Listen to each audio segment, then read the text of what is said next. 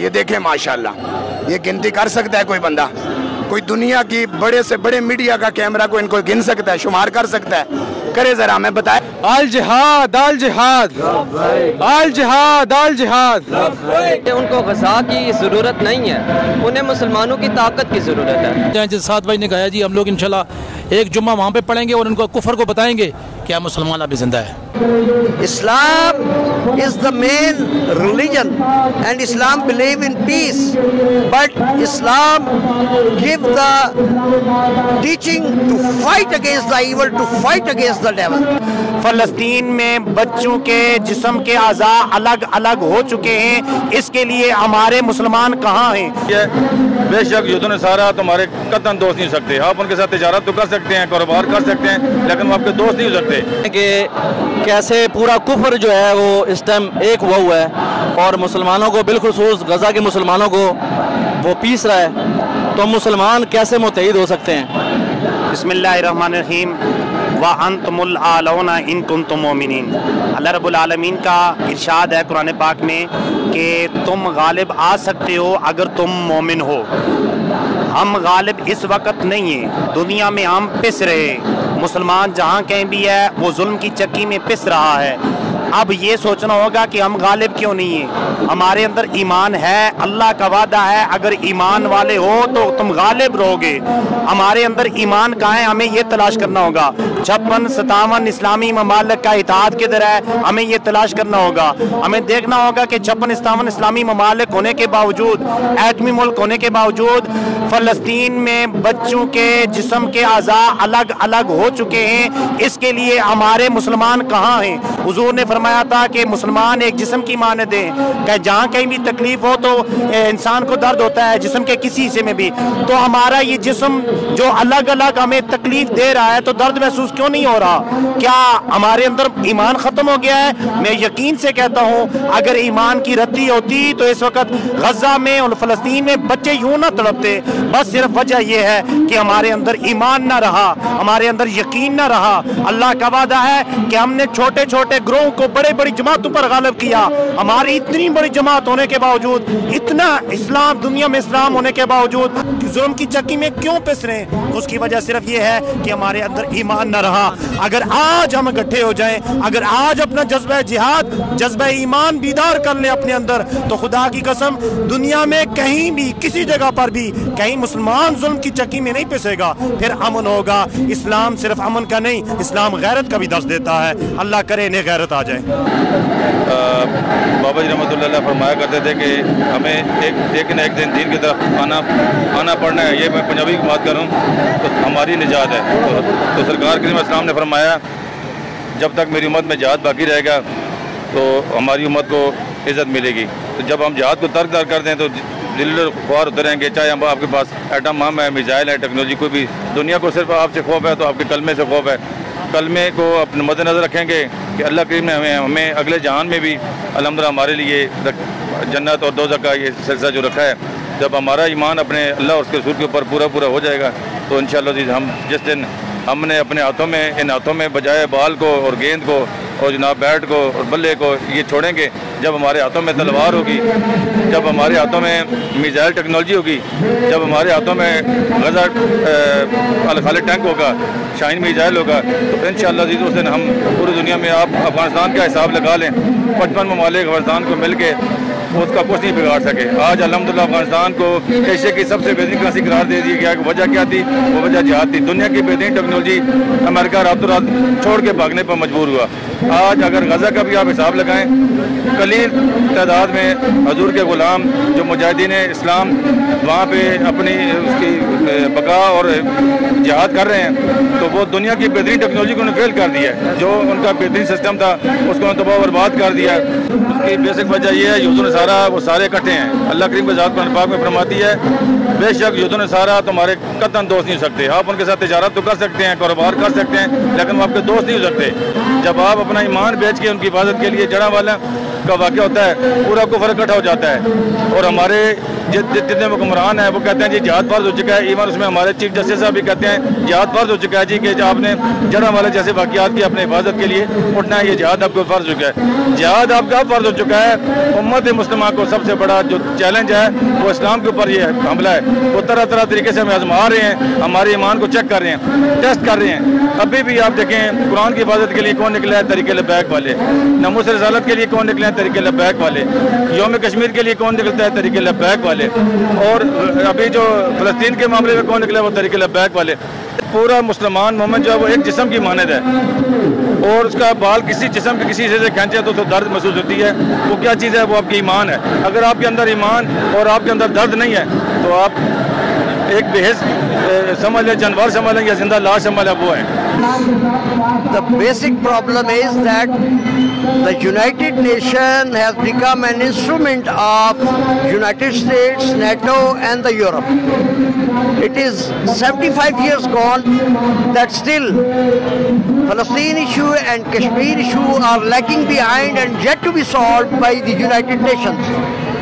Main reason is that the superpowers, the United Nations and the NATO countries are having strong technology, whereas the Muslim countries are still under development. One. Secondly, the governments of the Muslim countries are mostly imposed by Europeans, by UK and USA after the First World War and Second World War. And it is their generation of kings and the generation of traitors are leading the Muslim world. Basic issue is that the Muslim world is not united, that our leadership of Muslim countries they don't believe in Islam and Quran and Sunnah and jihad. What do you say that how can we Muslim world should be united against the non-Muslims who are killing the innocent Muslim around the world, in Kashmir, in Gaza, in other parts of the world? Listen, this is high time. 10,000 innocent kids, children and women has been shaheed, they were killed, and most of the Gaza has been changed into debris by the aggression of Israeli F-16s and F-35s. Israel is enjoying air superiority and no Muslim country is supporting people at Gaza militarily. That is the main issue. We should unite immediately and we should save the humanity. It is the Islam who has this prerogative to save the humanities. This is high time the United OIC should call immediately the conference of head of the states of OIC. It is the saying of Holy Prophet ﷺ that if you kill one man, one person, then it is same like you have killed the whole humanity. Islam is the religion of peace, but they are killing the Muslims, their children, and why are they are saying that the terrorists are the Hamas people, terrorists are the Kashmiri Jihad people? Why they are saying that? They are terrorists. They are saying because of their interest. They know that if Khilafat complete Europe, mainly UK, which is the first of mother in the whole world, and USA, which is first of father of all the world, they are against jihad and they are against the Khilafat. So they are establishing the culprits and their puppets in the Muslim countries as the head of states. That is the main issue. Islam, Muslims should be united. Even the people of USA, people of United Kingdom, common people are for the humanity. Whole Europe are protesting against Israel and its atrocities at Gaza. But the government of UK, government of USA and the countries which are the member of NATO, they don't care about their public opinion.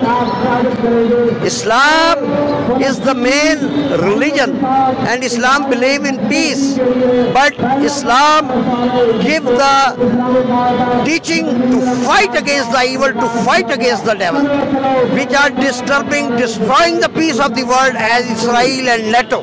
कि जो कुफार सारे जमा है और Israel के साथ मिले हुए हैं और फ़लस्तीनी भाइयों को, उनके बीवी बच्चों को मार रहे हैं और पूरी दुनिया में मुसलमानों को मार रहे हैं, मुसलमान क्यों जमा नहीं हो रहे? जी वालेकुम अस्सलाम वरहमतुल्लाहि वबरकातुहू। सबसे पहले बात तो ये है कि मुसलमान बिखरे हुए हैं। असल में मुसलमान फ़लस्तीन की इस तरह से हिमायत कर रहे हैं कि आप आगे लड़ो, हम पीछे से आपकी हिमायत करते जा रहे हैं। बेसिकली मुसलमानों को इस वक्त इस तरह मदद करनी चाहिए, उनको ग़ज़ा की ज़रूरत नहीं है, उन्हें मुसलमानों की ताकत की ज़रूरत है। बस मैं यही कहना चाहूँगा कि मुसलमानों को इकट्ठा होना चाहिए और हर वक्त मुसलमानों के जिहाद के लिए तैयार रहना चाहिए। आप क्या कहते हैं? सर मैं ये कहना चाहूँगा, जैसे देखें यूरोपियन कंट्रीज़ ऐसे एक दूसरे के साथ जमा हो रही हैं और एक दूसरे का साथ दे रही हैं। अब पाकिस्तान माशाल्लाह हमारी एटॉमिक पावर है, तो हमारे हुक्मरानों को और हमारी पाक आर्मी को भी इस चीज़ का साथ देना चाहिए। हम फ़लस्तीन की आवाम है, उनका साथ देने के लिए भरपूर तरीके से इसराइल के ख़िलाफ़ हमें जिहाद करना चाहिए और बाकायदा पूरी यूरोपियन कंट्रीज़ को मालूम होना चाहिए कि मुसलमान यकजहती में एक दूसरे के साथ इकट्ठे हैं।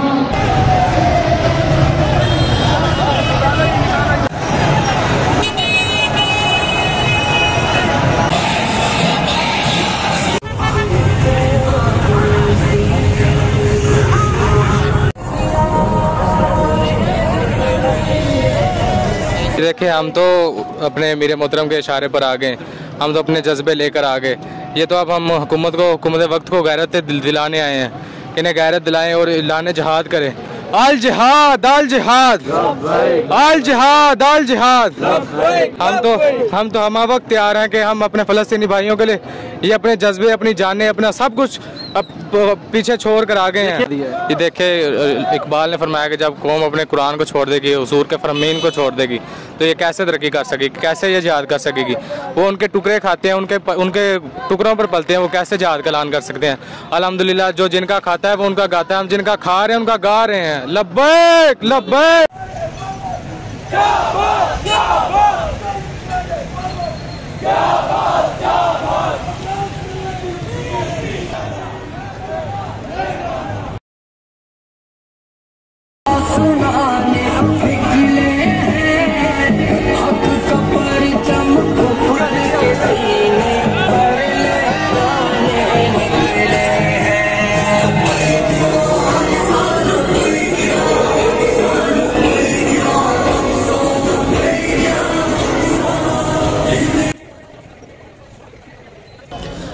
जब तक हम मुसलमान जमा नहीं होंगे तब तक कुफर हमें मारता रहेगा।